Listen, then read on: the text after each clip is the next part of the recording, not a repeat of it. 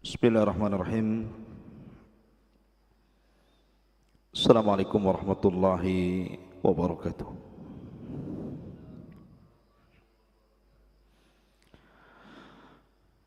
Alhamdulillah. Alhamdulillahilladzi hadana wa kafana wa ja'alana minal muslimin. Alhamdulillah. Alhamdulillahilladzi bi ni'matihi tatimmus shalihat. Asyhadu an la ilaha illallah wahdahu rabbi la syarika lah wa asyhadu anna Muhammadan abduhu wa rasuluhu alladzi la nabiyya ba'dah. Amma ba'du.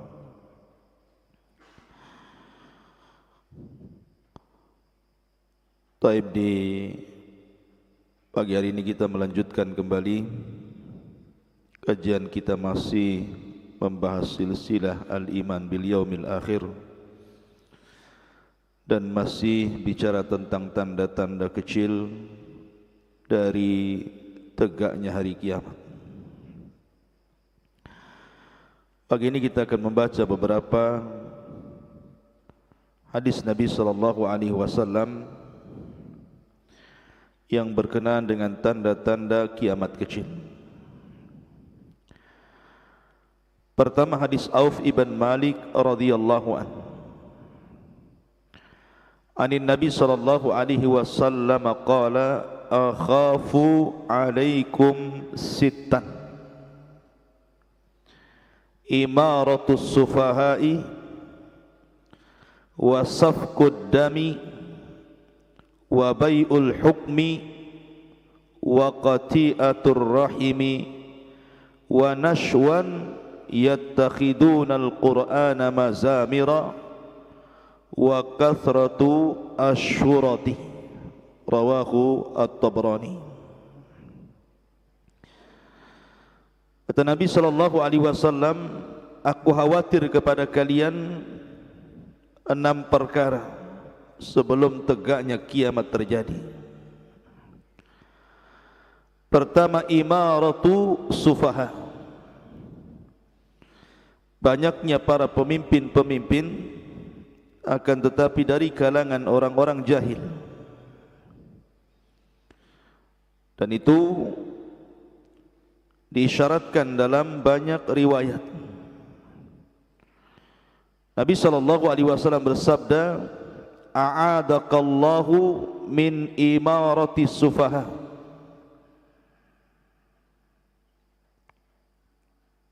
Semoga Allah subhanahu wa ta'ala melindungi dirimu dari para pemimpin yang jahil.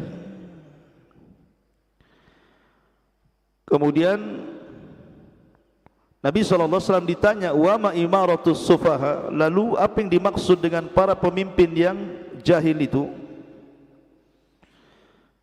Maka Nabi SAW mengatakan, umara'u yakununa min ba'di wa la yahtaduna bihadi wa la yastannuna bisunnati faman saddaqahum bikadhibihim wa a'anahum ala zulmihim faulaika laisu minni wa lastu minhum. Menjelaskan siapa para pemimpin-pemimpin jahil itu. Mereka adalah para pemimpin yang datang setelahku, tetapi mereka tidak mengambil petunjukku dan tidak mengambil sunnahku. Maka barang siapa yang membenarkan mereka dengan kedustaan mereka, bahkan membantu kezaliman mereka, maka mereka bukan bagian dari diriku dan aku bukan bagian daripada diri mereka. Wala yariduna alayya haudi, dan mereka tidak mungkin menginjak telagaku. Wa man lam yusaddiqhum bikadzibihim wa lam yu'inihim ala zulmihim faulaika minni wa ana minhum wa sayariduna alayya haudi. Tetapi barang siapa yang tidak membenarkan kedustaan mereka dan tidak menolong terhadap kezaliman mereka, maka mereka termasuk kelompokku dan aku termasuk kelompok mereka, dan mereka akan datang ke telagaku. Hadis ini menunjukkan ikhwatu fiddin muliakan Allah Azza wa Jalla, bahkan dalam riwayat banyak sekali akan datang para pemimpin-pemimpin yang juhala, fa aftau bi ghairi ilmin fa adallu wa adallu. Lah sekarang kalau kita bisa melihat alamat yang pertama ini, imaratus sufaha, itu sudah muncul. Apalagi di zaman sekarang gitu ya, banyak para pemimpin-pemimpin itu tidak tahu agama. Banyak para pejabat-pejabat itu tidak paham agama. Bahkan ada sebagian yang ingin memisahkan antara agama dengan dunia karena terpengaruh dengan ajaran sekuler.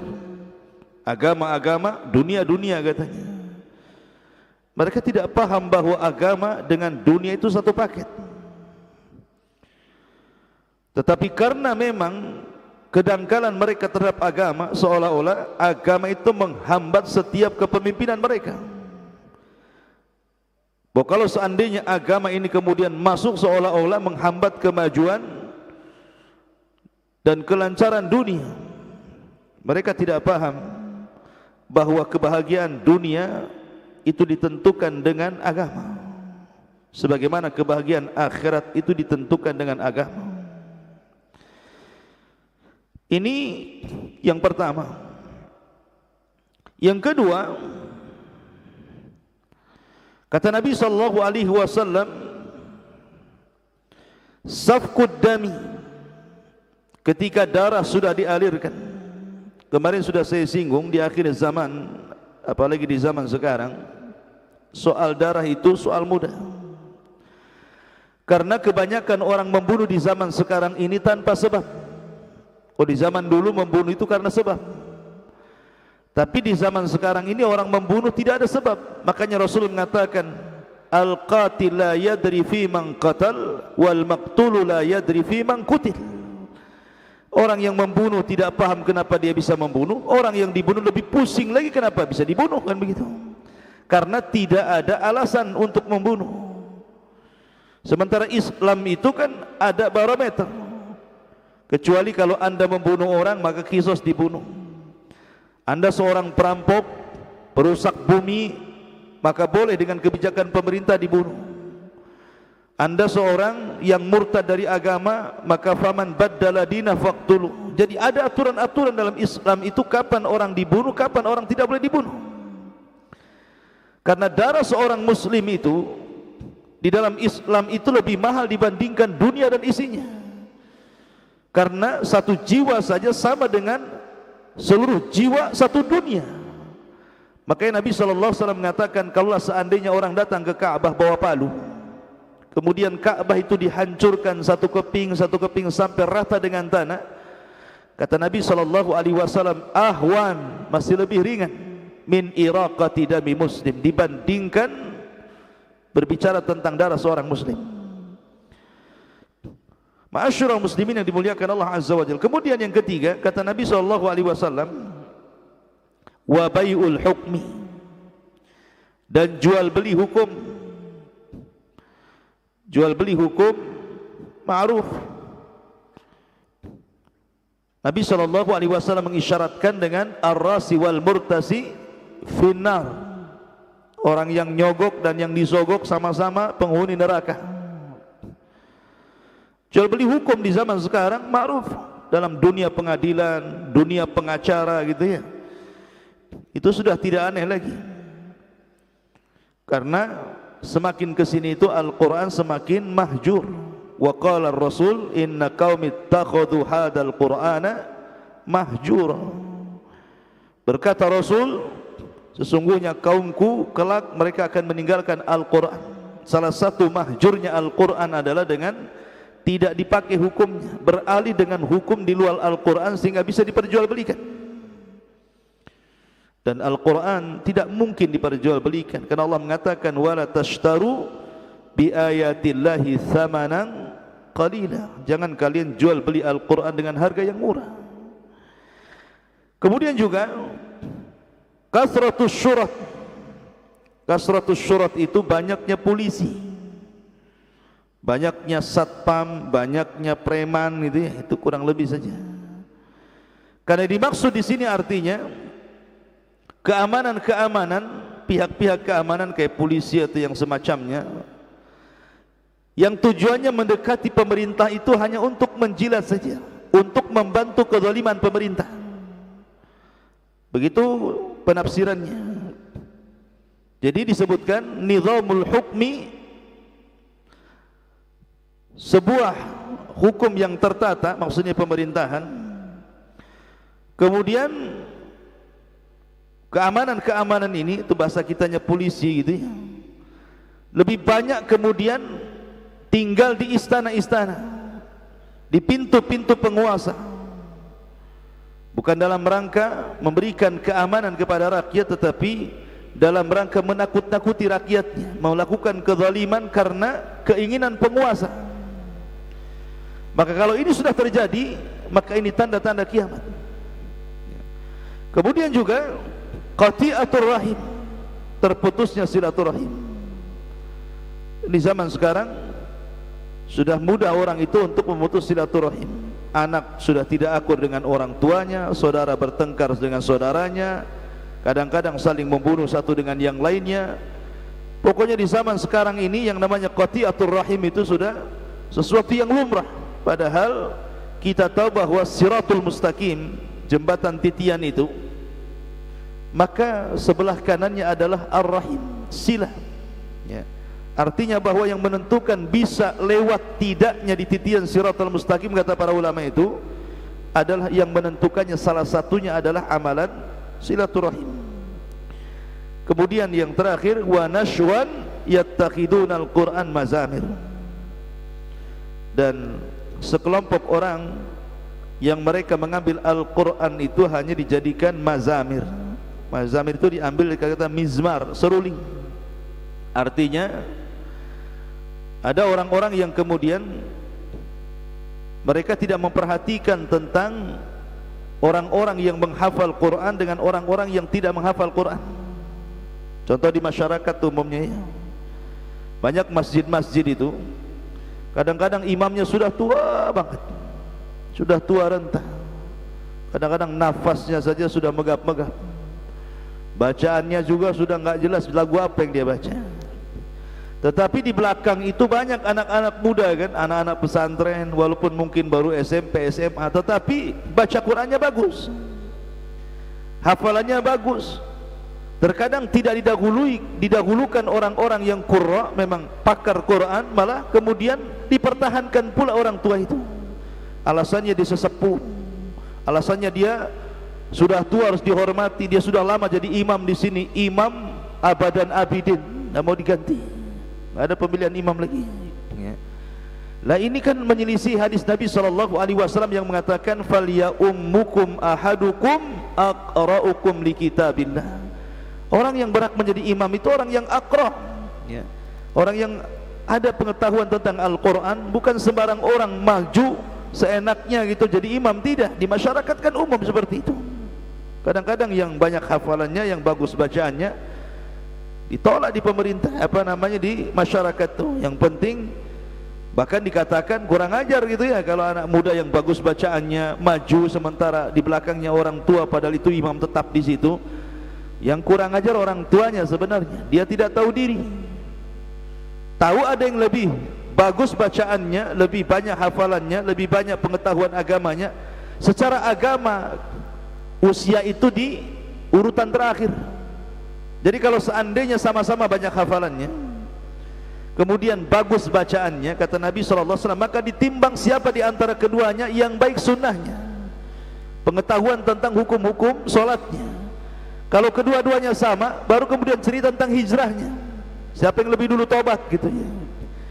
Kalau seandainya kok dua-duanya sama hijrahnya, baru tentang cerita usia. Jadi usia itu sudah alternatif terakhir. Nah, kalau sudah sama-sama usianya, itulah main kocelok kalau itu.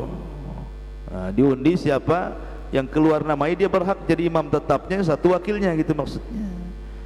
Tapi kalau kita melihat di masyarakat tidak seperti itu, dan ini adalah tanda-tanda kiamat. Ma'asyiral muslimin yang dimuliakan Allah Azza wa Jalla. Kemudian yang kedua, khutbah Ali radhiyallahu an ini cukup lengkap menjelaskan tentang tanda-tanda kiamat, maksudnya tanda-tanda kecil kiamat. Walaupun sekali lagi riwayatnya memang diperselisihkan. Ada yang mengatakan sampai dhaif sekali, ada yang sampai matruk, ada yang mengatakan tidak bisa dijadikan hujjah, ada yang mengatakan maudhu, macam-macam. Tapi riwayat ini dicantumkan oleh Al-Imam As-Suyuti dalam kitabnya Jam'il Jawami, kemudian juga dalam kitabnya Al-Lalikai dalam Karamatu Awliya, dan beberapa kitab yang lain. Tapi sekali lagi bahwa riwayat ini tidak sahih, tetapi kita ambil ibrahnya karena ini sudah menyebar. Jadi kalau antum membawakan sebuah asar atau riwayat harus dijelaskan sanadnya, karena supaya orang tidak menyangka bahwa riwayat ini sahih kemudian disampaikan begitu saja. Jadi suatu ketika Ali radhiyallahu an berkhutbah ketika beliau menjadi khalifah yang keempat setelah Utsman di Kufah, ya, karena ibu kotanya ketika itu dari Madinah dialihkan ke Kufah. Kalau di zaman Abu Bakar, Umar, Utsman itu masih di Madinah ibu kotanya. Tapi di zaman Ali dipindah ke Kufah karena terjadi fitnah dengan Muawiyah, maka dipindahkan ibu kotanya ke Kufah. Jadi Ali radhiyallahu suatu ketika berkhutbah kemudian memuji Allah Subhanahu wa taala. Dalam khutbahnya Ali mengatakan, saluni ayyuhan nas, tanyalah kepadaku wahai manusia, qabla an tafkiduni, sebelum kalian kehilangan diriku. Maka Ali radhiyallahu an berbicara 3 kali seperti itu. Datanglah seorang laki-laki namanya Sa'sa'ah ibn Suhan al-Abadi. Sa'sa' ibn Suhan al-Abadi, dia mengatakan, ya Amiral Mu'minin, mata yakhrujad Dajjal? Wahai Amiral Mu'minin, kapan Dajjal itu muncul? Maka Ali radhiyallahu an mengatakan, ya Sa'sa'ah, wahai Sa'sa'ah, qad alimallahu maqamak wa sami'a kalamak wal mas'ulu anhu bi'a'lama minas sa'il. Wahai Sa'sa'ah, sungguh Allah telah mengetahui kedudukanmu, mendengar kalammu, dan tidaklah orang yang ditanya lebih paham daripada orang yang bertanya. Kemudian Ali radhiyallahu an mengatakan, ya Sa'sa'ah, ihfad ma aqul. Wahai Sa'sa'ah, dengarkan apa yang aku katakan. Idza amatan nas as-salawat, apabila manusia-manusia itu sudah mulai meninggalkan salat. Dan hari ini orang meninggalkan salat itu mudah, seolah-olah tidak beban, bukan perkara dosa gitu ya. Wa adha'ul amanah, dan apabila amanah-amanah sudah dilalaikan, banyaknya para pengkhianat. Wa kana al-hilmu dha'fa wal-zulmu fakhra, dan ketika sifat kelembutan itu melemah dan kezaliman itu menjadi sebuah kebanggaan dan meningkat.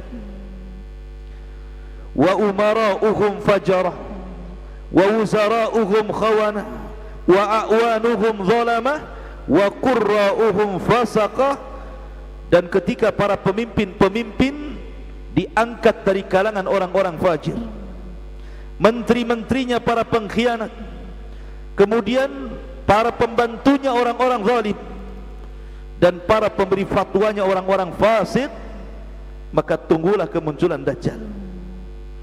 Jadi kalau pucuk pemerintahan, pemimpinnya orang-orang fajir, kemudian menteri-menterinya para pengkhianat, para pengjilat, kemudian para penolongnya, mungkin bahasa kitanya partainya adalah partai-partai yang zalim, kemudian para pemberi fatwanya, ahli agamanya justru orang-orang fasik, hanya mencari kekayaan, bukan menyampaikan kebenaran. Tunggulah kemunculan Dajjal.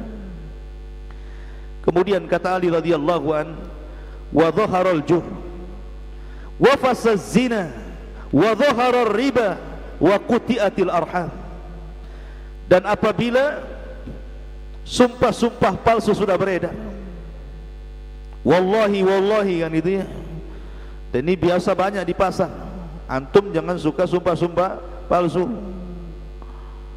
Wallahi belum makan padahal sudah 3 mangkuk. Ada orang yang gitu ya. Kemudian wafasa zina, menyebarnya zina, dan juga telah tampaknya riba.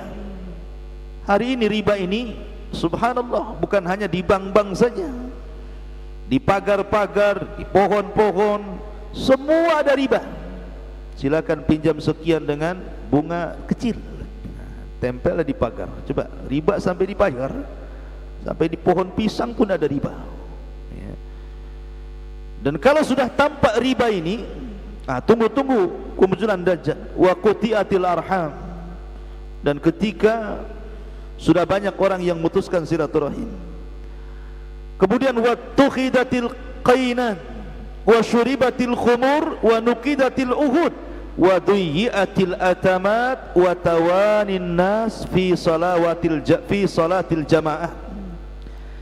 Dan ketika para penyanyi, para biduan sudah digemari, dan khamar sudah mulai diminum, dan janji-janji sudah mulai kemudian pudar, maka tunggulah kemunculan Dajjal. Lihat hari ini keluar dari rumah-rumah kaum muslimin bukan suara ngaji kan, kalau enggak dangdut, pop, jazz, apa macam-macam itu, enggak jelas yang keluar. Dulu kan yang keluar murotal gitu. Kalau ada orang nikah, lihat mesti ada organ tunggalnya, yang datang penyanyi, yang nyanyi pula lebih cantik dibandingkan pengantinnya, stres suaminya. Jadi ada orang-orang yang seperti itu ya, mendahulukan para penyanyi. Wa syuribatil khumur, dan khamar sudah diminum. Bahkan di zaman sekarang khamar itu sudah jadi makanan enak, minuman enak, sudah hilang namanya. Karena sekarang masak pakai alkohol, minum ada alkoholnya, naudzubillah.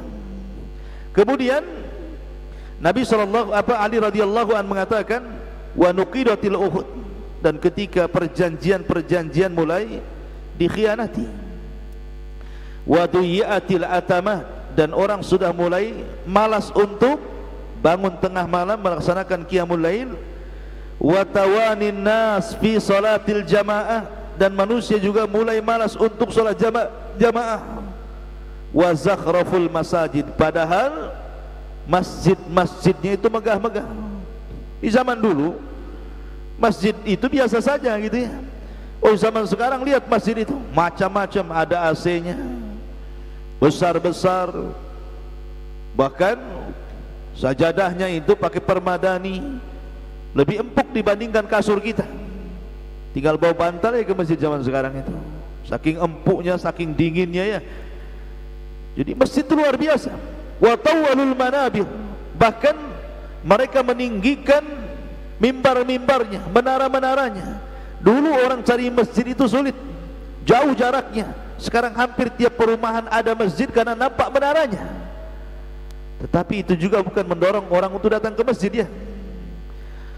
Kemudian wa akhadur rusha wa akalur riba wasta'malus sufaha, dan ketika manusia sudah mulai menyogok, kemudian memakan riba, kemudian menjadikan para sufaha, orang-orang jahil, menjadi pemimpin, wastakhaffu biddima, dan meringan-ringankan darah, wa ba'uddin bidunya, dan ketika mereka mulai menjual agama dengan dunia, wattajaratil mar'atu ma'a zawjiha hirsan 'ala dunya, seorang wanita minta cerai kepada suaminya gara-gara urusan dunia. Kemudian waraqibatin nisa 'alal mayasir, ketika wanita-wanita sudah bisa nyetir sendiri di jalan-jalan. Zaman dulu, zaman Nabi, tidak ada wanita naik kuda sendiri, naik unta sendiri. Zaman sekarang suaminya tak bisa nyetir, istrinya yang nyetir kemana-mana gitu. Sekali bertengkar suaminya yang suruh keluar kamu katanya, tinggal. Jadi ada orang-orang yang kemudian tidak memahami bahwa itu madarat besar ketika istri dibolehkan menyetir sampai keluar haddus safar, bukan batas safar lagi, berarti dia melanggar sabda Nabi sallallahu alaihi wasallam, la tusafir al-mar'atu illa ma'adhi mahramin. Tidak boleh seorang wanita safar kecuali ada mahramnya, kan begitu. Kecuali masih batas-batas safar, yalah keliling-keliling di situ tidak ada masalah. Wa tashabbahna birrijali wa tashabbahna birrijal wa tashabbaha rijalu bin nisa. Ketika wanita mulai berdandan ala laki-laki dan laki-laki berdandan seperti wanita. Nah, sekarang banyak kan, tengok perempuan itu atas pakai jilbab tapi celana pakai lepis. Yang lebih parah lagi pakai jin lagi, jin ada di celana. Jadi sekarang terbalik-terbalik gitu ya. Yang laki-laki pula gemulai kayak perempuan. Antum yang gemulai-gemulai hati-hati, tegas laki-laki, sepak gitu ya, kayak tentara laki-laki. Kemudian kata Ali radhiyallahu an, kalau itu sudah terjadi, maka tunggulah kemunculan Dajjal. Karena Nabi SAW itu sudah mewanti-wanti berabad-abad yang silam tentang masalah tasyabbuh ini. Laki-laki menyerupai perempuan dan perempuan menyerupai laki-laki. Wa kana salam bainahum alal ma'rifah. Ketika ucapan salam itu hanya dilempar kepada orang yang anda kenal, tetapi anda diam ketika tidak kenal, padahal dia seorang muslim dan sunnah mengucapkan salam itu ya. Kemudian wa syahida syahidun min ghairi an yustashhad wa halafa min ghairi an yustakhlaf. Dia jadi saksi padahal bukan saksi, dia bersumpah pula padahal bukan tempat dia bersumpah di situ. Saksi dibeli di pengadilan, bersumpah-sumpah palsu seolah-olah meyakinkan. Nah, ini tanda-tanda kiamat. Wala bisujuludadh-dha'ni ala qulubid di'am. Dan ketika mereka memakaikan kulit-kulit kambing di atas hati serigala, wa kanat qulubuhum amarrun minas sabri wa alsinatuhum ahla minal asli wa sarariruhum antan minal jiyab wal tumisatil fiqhu li ghairi din wa unkiral ma'ruf wa urifal munkar. Kata Ali radhiyallahu an, dan ketika mereka memakai baju-baju kambing di hati-hati serigala, di mana hati-hati mereka lebih pahit dibandingkan sabar, lisannya lebih manis dibandingkan madu, kehidupan sarairuhum, kehidupan tersembunyinya lebih antan minal jiyab, lebih bau dibandingkan bangkai. Dan ketika itu kecerdasan bukan dipakai untuk agama, sehingga yang ma'ruf diingkari, yang mungkar dianggap ma'ruf. Ini bicara tentang pencitraan, ikhwan. Zaman sekarang kan banyak tuh pencitraan. Orang miskin cari mobil yang sedang parkir gitu ya, yang bagus, kemudian selfie di situ, kirim ke orang lain, tuh tengok mobil saya katanya. Padahal mobil orang lain, orang mobil parkir. Kalau lagi selfie mobilnya pula ada sopirnya kan. Kadang-kadang selfie di rumah orang, rumahnya bagus, oh ini rumah saya. Jadi banyak.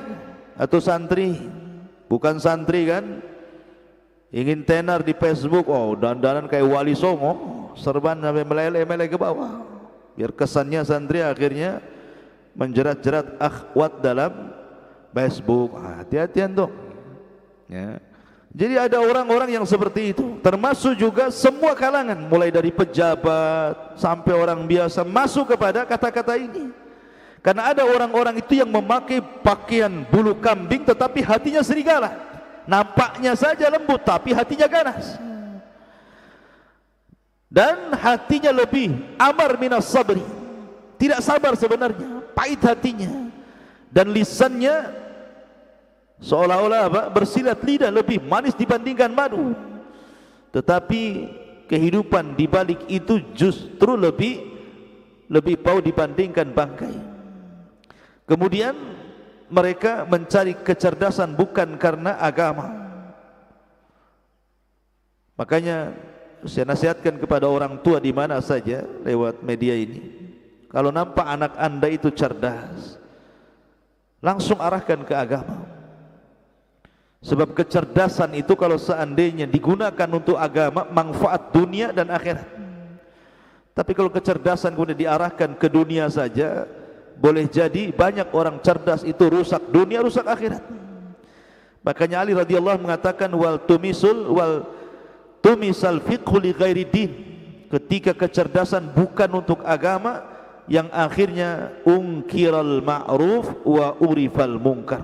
Yang ma'ruf diingkari dan yang mungkar dianggap ma'ruf. Kata Ali, an-najatun najat was-sabatus sabat. Maka selamatkan, istiqomahlah, maka kalian akan selamat. Wallahu a'lam bishawab. Ini yang bisa sampaikan, mudah-mudahan ada manfaatnya. Subhanakallahumma bihamdika asyhadu an la ilaha illa anta astaghfiruka wa atubu ilaik. Allahu ta'ala. Assalamualaikum warahmatullahi wabarakatuh.